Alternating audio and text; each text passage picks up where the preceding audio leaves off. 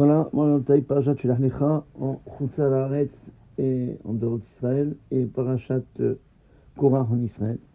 Donc première partie, on va poursuivre les lois de Birkat Kohanim, la bénédiction des Kohanim. Alors, il y a certains qui ont l'habitude que un Kohen qui est célibataire, il ne fait pas Birkat Kohanim, il ne bénit pas les Kohanim, mais il sort dehors parce que le Kohen qui bénit les bénis d'Israël, les enfants d'Israël, il doit être dans la joie et toujours avec le cœur gai.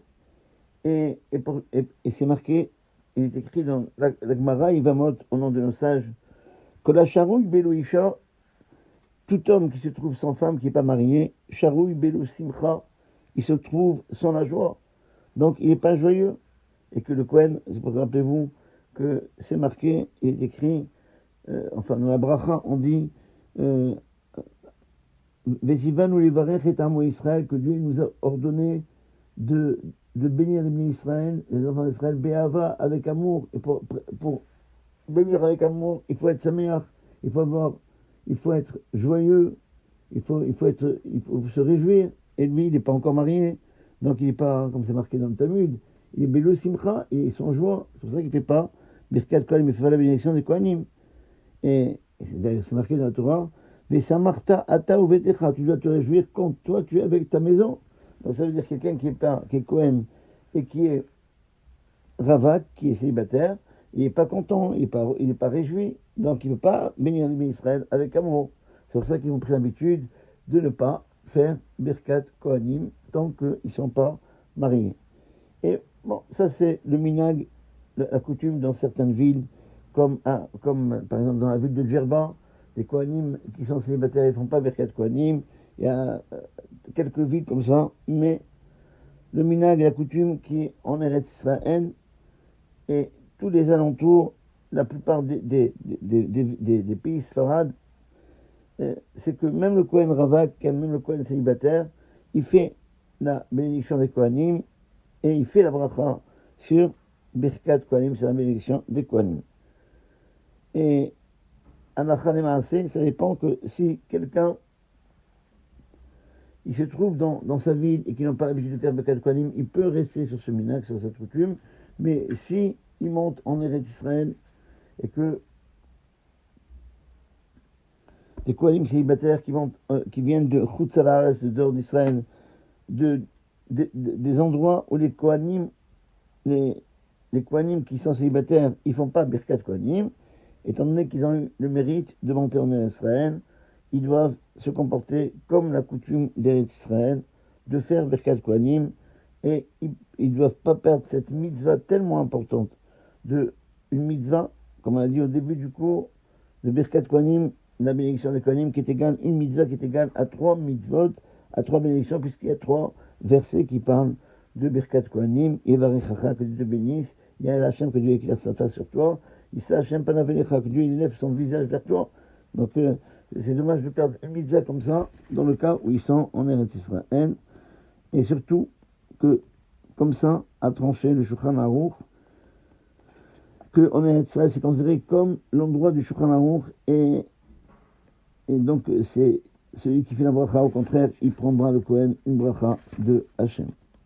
Voilà, donc dans leur vie, ils peuvent rester comme leur coutume, mais dès qu'ils arrivent en Eretz Israël, ils sont obligés de changer et de faire comme le minag d'Eretz Israël, de faire Birkat Kohanim tous les jours.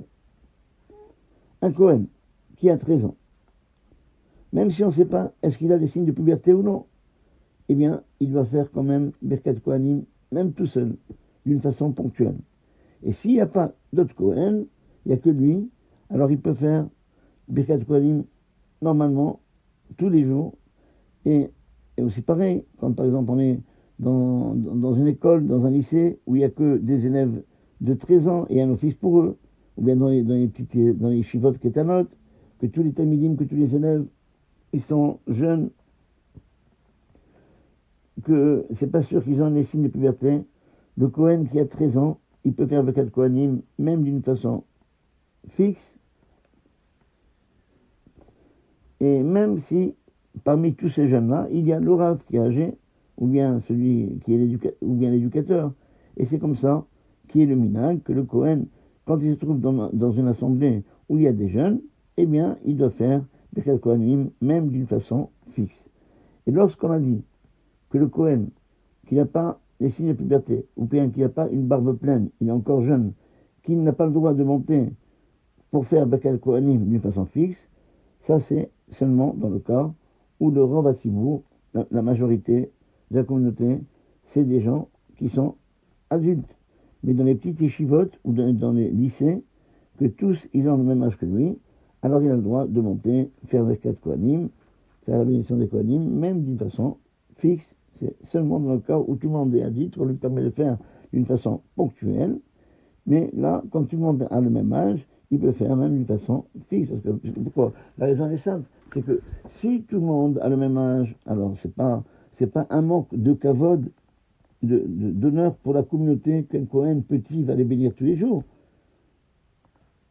Mais par contre, s'ils sont tous adultes, et lui il est jeune, alors on peut considérer ça comme un manque de respect qu'un jeune comme ça il monte tous les jours pour les bénir. Alors c'est pour ça que si tout le monde est jeune, le Kohen, même s'il a 13 ans, même si on n'est pas sûr qu'il a des signes de puberté, eh bien il peut faire Birkat Kohanim tous les jours. Les Kohanim doivent se laver les mains avant de faire Birkat Kohanim. Et même si ce Kohen, il s'est lavé les mains le matin avant la prière, il doit recommencer à se laver les mains proche de Birkat Kohanim. Ça, c'est notre minag. Minag Mitzrayim, d'habitude en Égypte, c'est comme le Rambam, que les Kohanim, ils n'ont pas besoin de faire Netzilat Yadayim, de se laver les mains pour faire Birkat Kohanim, et ils peuvent s'appuyer sur la Netzilah, le lavage des mains qu'ils ont fait le matin, puisque quelqu'un le matin, il se lave les mains, il fait les brachot, après, il va à la synagogue, donc il est toujours dans le parfum de la pureté. Il est toujours pur, de ses mains sont toujours pures. Donc, d'après le Rambam, il n'y a aucune raison qu'il se relave les mains. Mais, voilà, et donc, et Moussaf,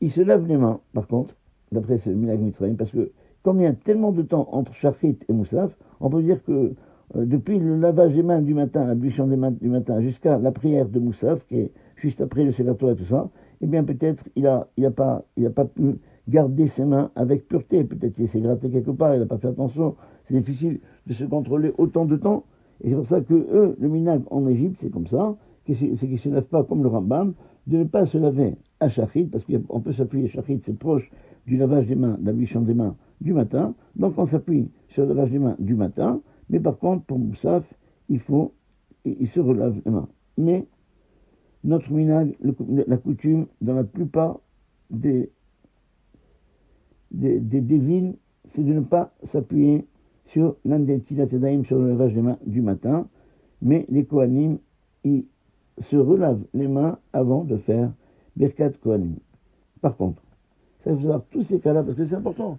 Qu'est-ce qui se passe dans le cas où il y a un minyan, juste 10 personnes, et le Kohen, il va sortir en pleine Hazara, en pleine répétition de l'Amida pour faire se laver les mains, et on va se trouver 110 personnes, il n'y a plus 10 personnes à cela. Il faut voir tous ces cas pour savoir comment on doit réagir. Même si on n'est pas, comme j'ai dit la dernière fois, même si on n'est pas Kohen, c'est bien de connaître ses rachot, parce que des fois, le Kohen, il ne sait pas quoi faire, on ne sait pas quoi faire. Alors chacun il invente de ce qu'il veut dire. Il y a des rabbinim qui ne connaissent pas les rachot, malheureusement, et qui disent n'importe quoi. Alors, il y a certains qui disent, voilà, il sort quand même, il laisse la communauté sans minyan. D'autres disent non, comment il ne peut pas sortir, alors on ne fera pas Birkat Kohanim, on sort Birkat Kohanim. Là, la khal est comme ça. Quand il y a un minyan juste, 10 personnes, et que si le Kohen y sort, on va se trouver à 9 personnes qui écoutent. Enfin, il y a en tout 9 personnes, il y a 8 personnes qui écoutent les barachot et qui vont répondre au lieu de 9. Il n'y a pas un minyan, ça veut dire en deux mots.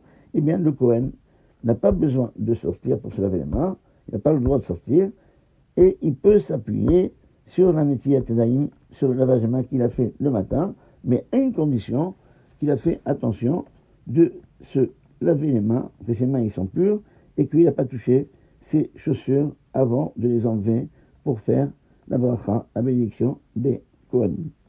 Voilà. Maintenant, s'il n'a pas gardé ses mains avec pureté, alors c'est un problème. Le mieux, c'est d'attendre avant de commencer un Hazara que le Kohen il sort dehors et qu'il fait Netila. Voilà. Les Kohanim doivent se laver les mains avec un ustensile, avec un kéli, qui contient minimum 8,6 centilitres, et ils doivent se laver les mains jusqu'au poignet, qui est donc la jonction de la main avec le bras. Et on ne fait pas la bracha sur ce lavage des mains, même dans le cas où il n'a pas gardé ses mains avec pureté depuis la netila, le lavage des mains du matin, ou bien peut-être il a touché un endroit qui n'est pas propre, et quand même, on se lave les mains avec un ustensile, toujours pour Birkat Kohanim, et on ne fait pas de bénédiction. Et a priori, ça veut dire qu'il faut retenir ça comme ça, c'est ça la meilleure façon de se comporter. C'est bien que tout Kohen, il garde ses mains avec pureté. Faire attention, ça veut dire de ne pas toucher les endroits cachés qui ne sont pas propres de son corps, où il y a la sueur, par exemple, toutes les parties qu'on doit couvrir de son corps. Il ne doit pas, par exemple, avant Birkat Kohanim, de se gratter sous les aisselles, ou bien tout ce qui est à l'intérieur du corps, ok. Donc l'avant-bras, ok. Voilà, pour ne pas avoir ce problème, pour ne pas rentrer dans la marloquette, parce que certains ils disent que si il a touché des parties qui ne sont pas propres de son corps, ou bien il a touché les chaussures, il doit se laver les mains, il doit refaire la bracha. Bien que d'autres disent qu'on ne doit pas faire, donc a priori on ne fait pas la bracha, puisqu'on a un principe qui dit, ça fait que brachot, quand on a un doute pour une bracha, on est mékid, on ne fait pas la bracha, eh bien il vaut mieux pas entrer toujours dans la vie. Voilà, c'est le sujet de ces parachiotes, Shlach Lecha et Korach en Israël et en dehors d'Israël. C'est celui-là de ne jamais rentrer dans la marloquette, ne rentre pas dans les discussions. Essaye de faire d'après tout le monde, toute ta vie comme ça. Dans la Torah,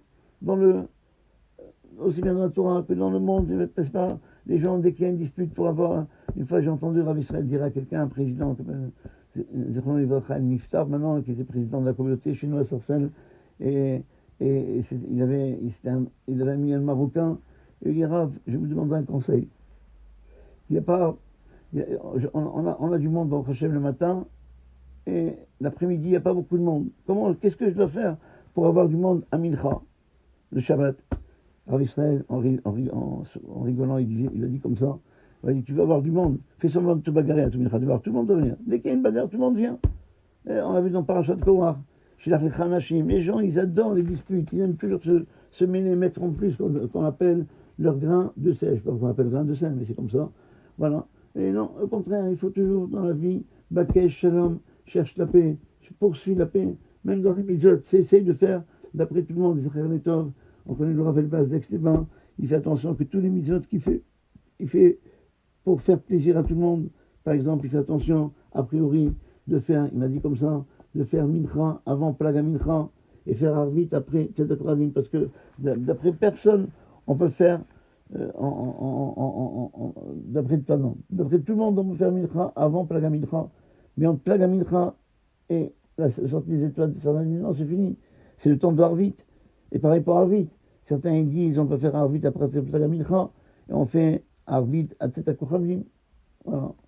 Et comme il y a deux avis, alors il vaut mieux faire d'après tout le monde. Donc pour être sûr, pour avoir la prière de Mincha d'après tout le monde et la prière de Harvit d'après tout le monde, résultat des courses, il faut faire Mincha avant Plaga Mincha et Harvit après la sortie des étoiles. Plaga Mincha, ça veut dire 1h15 avant le coucher du soleil ou 1h15 avant la sortie des étoiles. Voilà, toujours dans la vie, il faut faire plaisir à tout le monde, ne pas entrer dans les marloktot, pas entrer dans les discussions. Les gens, ils adorent adhérer à un parti, etc. Nous, on n'est pas comme ça. On doit faire comme. C'est pour ça que d'ailleurs, on a donné les Birkat Kohanim à Aaron Cohen, parce qu'Aaron Cohen, toute sa vie, c'était rechercher le shalom. N'oubliez jamais que tous nos brachot, ils terminent toujours par le shalom. On fait l'amida, on dit sim shalom, on termine Birkat Hamazon, on sait shalom, on fait Birkat Kohanim, VSM Lechasham, que Dieu te met la paix. C'est ça le plus important. La plus grande bracha pour un homme, c'est avoir le shalom, avoir la tranquillité, ne pas avoir d'ennemis. ne va avoir jamais d'ennemis dans sa vie. Toujours être bien avec tout le monde. J'ai toujours raconté cette histoire de mon grand-père, que quand il rentrait au cimetière, eh bien, il faisait un geste par la main pour embrasser tous les gens qui sont là. Et je dis un jour, Pépé, on ne disait pas papy à l'époque, ça n'existait pas papy. On savait qu'on est un peu vieux, on était un peu vieux. Alors on a dit, Pépé, mais pourquoi tu fais ça quand tu rentres au cimetière? Il m'a dit, tu sais, mon fils, un jour ou l'autre, je vais venir ici, je vais être enterré avec tous ces gens-là, je vais être fâché avec personne, je vais faire la paix avec tout le monde. Bon, c'est une image, mais c'est comme ça qu'il faut être. Il faut chercher le shalom dans notre vie, ne pas rentrer dans les histoires, être toujours discret, faire en sorte que, même dans les tfilotes, dans tout ce qu'on fait, même dans les mitzvot, ne pas rentrer dans les machloktot, ne pas rentrer dans les discussions, essayer de faire les mitzvot d'après tout le monde. Voilà. Donc c'est pour ça que, pratiquement, encore en résume, le Kohen, même s'il s'est lavé les mains, il vaut mieux se relaver les mains, moi qui n'ai pas mis lien de la synagogue, je peux pas jusqu'à présent, et on doit utiliser un kéli, un ustensile qui contient minimum rivet, mais bon, nos kélis, les ustensiles qu'on a aujourd'hui, qui sont vendus dans le commerce, ils ont à peu près 2 litres, donc c'est beaucoup plus que 8, centilitres, et se laver les mains jusqu'au poignet. On ne fait pas la bracha, même dans le cas où quelqu'un, il a pas pu garder ses mains avec propreté, c'est-à-dire sans toucher les parties cachées de son corps, ou ne pas il a touché ses chaussures pour les enlever pour le Birkat Kohanim, il se lave les mains, et à ce moment-là, il est obligé, dans ce cas-là, s'il a touché les parties cachées de son corps, il est obligé de se laver les mains, mais d'après tout le monde, cette netila-là, on ne fait pas de bracha, on ne fait pas de bénédiction. S'il y a un Lévi au Beth Knesset, dans la synagogue, c'est lui qui doit laver les mains des Kohanim. De toute façon, le fait de se laver les mains par le Lévi, parce que le Lévi, c'est pour se rappeler toujours que le Lévi, c'était toujours celui qui servait le Kohen au Beth Amikdash. Donc c'est pour ça qu'on a l'habitude que le Lévi, c'est lui qui lave les mains au Kohen, mais en tous les cas, ça n'invalide pas la Birkat Kohanim. Ça veut dire, s'il n'y a pas de Lévi, eh bien le Kohen, il se lavera les mains lui-même. On verra comment il doit faire dans le cas où il n'y a pas de Lévi. Et par contre, si on a un Lévi qui est âgé et que le Kohen, il a peur que s'il va attendre que le Lévi arrive jusqu'au robinet pour lui laver les mains, il va perdre cette mise-là, et bien à ce moment-là, il n'attend pas le Lévi, il se lave les mains lui-même. De toute façon, c'est bien de ne pas annuler cette loi que le Lévi, il lave les mains au Kohen, et donc c'est bien de maintenir ce minag qui est rapporté dans le Shulchan Aruch. Donc c'est pour ça c'est mieux que le Lévi, c'est lui qui lave les mains au Kohen, à moins qu'il y ait une raison, comme ici pour ne pas rater la mitzvah, etc. Et lorsqu'il y a plusieurs Lévim dans la communauté, on fait à tour de rôle. C'est-à-dire que chaque fois c'est un Kohen différent, un Lévi différent, c'est pas toujours le même qui doit laver les mains. Chacun, on lui donne le scout de la mitzvah de faire un jour. Certains faire attention, c'est comme ça qu'on a pu le faire, que le Lévi lui-même, avant de laver les mains au Kohanim, lui-même, il se lave les mains.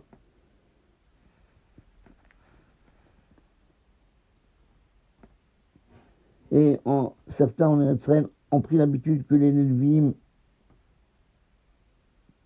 qui sont petits, et pour les éduquer à laver les mains des Kohanim, eh bien, eux aussi, ils prennent le kéli pour laver les mains au Kohanim, mais attention, il ne doit pas le faire tout seul dans les mains de Kohen, mais il doit se faire aider quand il verse sur les mains des Kohanim par un Lévi qui est majeur, et donc il aidera à faire le Netilat Yadayim. Alors, s'il n'y a pas de Lévi dans la communauté, eh bien, nous, on a l'habitude que c'est le Bechor, celui qui est aîné, c'est lui qui fait Birkat, c'est lui qui lave les mains des Kohanim, puisque les Bechorim, c'était eux qui étaient les Kohanim à l'époque, mais c'est pas tout le monde qui a cette habitude-là. Nous, on a cette habitude-là, et certains, ils ont l'habitude que quand il n'y a pas de Lévi, le Kohen, il se lave les mains tout seul, et voilà, donc c'est les deux coutumes, chacun il doit faire suivant ses coutumes. Certains ont l'habitude, certains ils disent que si il y a un Lévi dans la communauté, que c'est un Talmid Chacham, un érudit dans la Torah, c'est le Rav de la communauté. Et le Kohen, il est complètement ignorant, il ne connaît rien. Eh bien, certains ils disent que le Lévi, il ne doit pas laver les mains au Kohen parce que ce n'est pas le kavod de la Torah, ce n'est pas l'honneur de la Torah que un Talmid Chacham, un érudit de la Torah, il va laver les mains à quelqu'un, un Kohen qui est ignorant. Eh bien, qu'est-ce qu'on appelle? C'est pour ça que c'est pas à lui de laver les mains. Le Kohen, il se lavera dans ce cas-là. Tout seul, c'est pas un kavod de la Torah, c'est pas l'honneur de la Torah que quelqu'un qui connaît, qui est érudit, il va laver les mains à un Kohen qui ne. On parle d'un Kohen ignorant, c'est pas qui connaît quelque chose, il connaît rien. Donc à ce moment-là, il vaut mieux que le Kohen, il se lave les mains tout seul. Maintenant, qu'est-ce qu'on appelle un érudit dans la Torah? C'est pas celui qui parle bien, parce qu'il fait des belles drachot, il y a certains qui parlent très bien, ils savent, on dirait des magiciens. Mon grand-père, il disait toujours, il y a des gens, quand on les prend Talmid Chacham, ils parlent bien, c'est ça, c'est pas ça, c'est un Talmid Chacham. Quelqu'un qui parle bien, des fois il dit rien, il fait aucun chidouche. Mon grand-père, des fois il appelait des rabbinim comme ça, des fleuristes. Pourquoi? Parce que le fleuriste, il met une fleur, il met beaucoup d'herbes. Des fois comme ça, les gens ils parlent une demi-heure, une heure, ils n'ont rien dit, aucun chidouche. Ils n'ont rien appris de vous. Ils ont mis une petite fleur, un petit chidouche comme ça, de rien du tout, bourré d'herbes. À quoi ça sert? Donc, qu'est-ce qu'on appelle un Talmid Chacham? C'est pas celui qui parle bien, c'est pas celui qui a une grande barbe, ça veut rien dire. Okay. Il y a des barbus qui sont rasants, il y a des barbons il y a des barbus qui sont barbons et d'autres qui sont rasants. Il y a deux. Qu'est-ce qu'on appelle un Talmid Chacham? C'est celui que on lui pose une question de halakha dans les choses courantes et il sait répondre. Et il a une bonne, voilà ce qu'on appelle un Talmid Chacham. Voilà la définition d'un Talmid Chacham. Celui qui, quand on lui pose une question de halakha, il sait répondre. C'est pas qui a étudié Spinoza ou Maïmonide et tout ça. C'est pas ça le plus important. C'est la pratique. Et on pose une question de halakha, comment on fait? Je vais voir les livres. Quelqu'un est en train de mourir. Qu'est-ce qu'on fait, Shabbat? On peut, attends, je vais voir les livres. Qu'est-ce qu'il fallait voir les livres? Alors, le temps que tu vas répondre, il va faire le chemin à Israël. La personne. Donc, d'abord, c'est quelqu'un que il étudie, il connaît les halachot, c'est répondre aux halachot. Et quoi, il écoute, monsieur-là. Et qu'il a une bonne réputation. Et il a une iration, parce qu'il y a des fois des gens qui laissent beaucoup de Torah. Mais avant, c'est comme disaient des rabbanim, c'est des techniciens de la religion. Ils connaissent tout, mais il n'y a pas du Ratchemaim, il n'y a pas de crainte du ciel. Et Ratchemaim, c'est le plus important. Abraham Avinu a dit à Avimelech, pourquoi tu ne m'as pas dit? Tu sais bien qu'on est bien. Ici, on comporte bien notre vie. Pourquoi tu n'as pas dit que Sarah, c'était ta sœur? Il lui dit, qui a marti? Abraham, comme ça, il a répondu. Parce que j'ai dit, Rak Enirat Elohim, il n'y a pas la crainte de Dieu dans cet endroit-là. Le plus important, c'est les Ratchemaim. Donc, c'est ça qu'on appelle un Talmid Chacham. Retenez. Un sage de Torah, c'est pas celui qui parle bien, il sait pâter tout le monde et faire de la magie. C'est pas ça le plus important. Un Talmid Chacham, un érudit de la Torah, c'est celui qui, quand tu poses une question de la Torah, il sait répondre, qu'il a une bonne réputation, il aime cette fille et il a une irat shamayim, il a une crainte de Dieu. Et s'il y a un Kohen Talmid Chacham, c'est-à-dire parmi les gens, qu'est-ce qui se passe? Voilà. Imaginons que voilà, le Lévi doit laver les mains à des Kohanim. Mais on a des Kohanim ignorants, mais parmi ces Kohanim, il y a un Talmid Chacham, un homme qui étudie la Torah. C'est pas obligé, qui connaissent tout ce qu'on vient de dire. Ça, ce qu'on a donné, c'est la définition de Talmid Chacham. Eh bien, alors, on a dit que un Lévi Talmid Chacham, il n'a pas le droit de laver les mains d'un Kohen qui est complètement ignorant. Maintenant, si on a, on va dire, 10 Kohanim, 9 ignorants et un qui est Talmid Chacham. Voilà, un Kohen. Alors qu'est-ce qu'il va faire le Lévi? Il va venir, il va laver les mains du Talmid Chacham, il va se barrer. Après, c'est comme ça, c'est honteux, c'est pas kavod, c'est pas bon. Où il vient pas, où il vient. Eh bien, s'il y a, comme ça la Khane, s'il y a un Kohen Talmid Chacham, érudit dans la Torah, certains disent qu'il sauve tous les autres Kohanim, et donc à ce moment-là, le Lévi qui est érudit dans la Torah, il peut laver il lavera les mains du Kohen Talmid Chacham, c'est mieux de le faire au début, et après, il peut laver tous les mains des autres Kohanim. Voilà, vous voyez, heureux le Talmid Chacham, heureux son voisin, vous voyez. Donc, combien ils ont quelqu'un qui est Talmid Chacham, ils sont tous sauvés. Et donc après, il lavera les mains du Talmid Chacham, après les autres Kohanim, Et certains ils disent que même dans ce cas-là, eh bien, le Lévi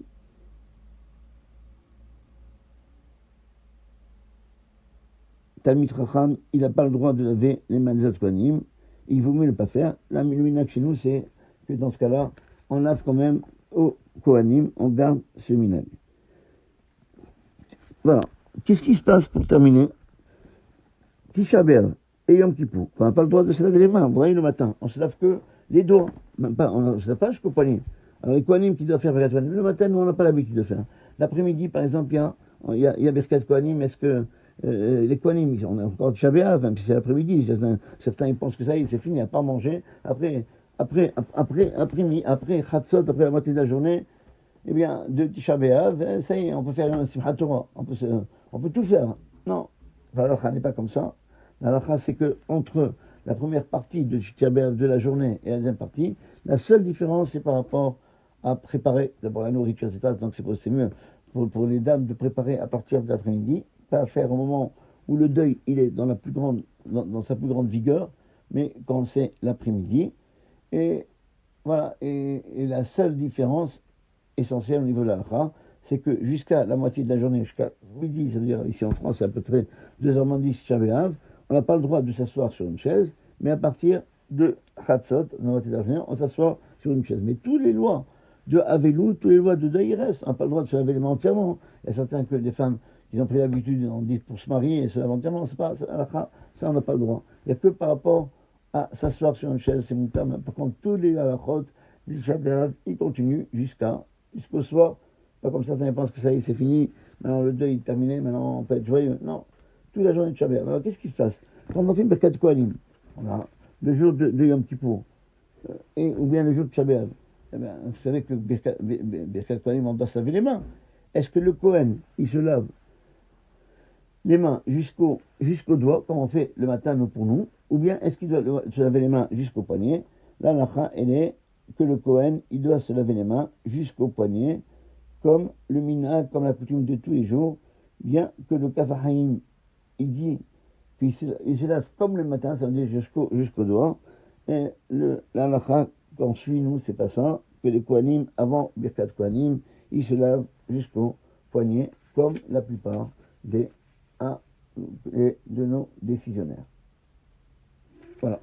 Donc on arrête la halakha pour maintenant, et on passe, Bezrat Hashem, à la deuxième partie. Shabbat Shalom.